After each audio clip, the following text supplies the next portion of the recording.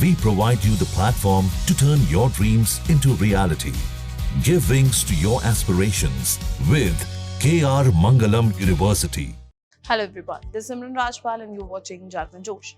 In a significant announcement, Elon Musk, the world's richest man, revealed that he's stepping down from the Trump administration. He had been helping lead a controversial initiative aimed at shrinking the size of the US government. This initiative was carried out through a newly rebranded federal department known as DOGE, or the Department of Government Efficiency. Musk made the announcement via a post on his social media platform X, thanking President Donald Trump for the opportunity to help run DOGE. His departure marks a pivotal shift in program that has both intrigued and alarmed critics, especially given its aggressive push to cut federal jobs and restructure federal agency.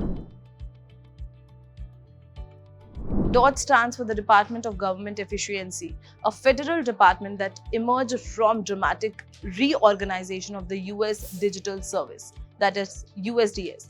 This change came by an executive order signed by President Trump on January 20, 2025, his first day in the office during his second term. The USDS, which had existed since 2014 to help the government agency modernize their digital infrastructure, was renamed the United States DOGE Service. In addition, Trump created a special task force called the US DOGE Service Temporary Organization, or USDSTO, charged with pushing forward his broader DOGE agenda. While DOGE is not a cabinet-level department, it has wielded considerable influence over government reform policies since its creation. According to the executive order, DOGE's primary mission is to modernize federal technology and software to maximize government efficiency and productivity. Elon Musk had been visible face of this transformation through the department's acting administration is AMY Gleason. DOGE is expected to operate until July 4, 2026, after which the temporary structure of USDSTO is scheduled to dissolve. During its existence, DOGE had undertaken efforts to digitalize public services, streamline federal programs, and cut back on what Musk and Trump termed bureaucratic bloat. The name DOGE may sound familiar, and that's not accidental. It is widely believed to be a reference to Dogecoin, the cryptocurrency that Musk had frequently endorsed. While the acronym officially stands for the Department of Government Efficiency, critics argue that the playful naming is a serious government initiative. Nonetheless, the name caught on quickly and added to the media frenzy surrounding Musk's role in the administration.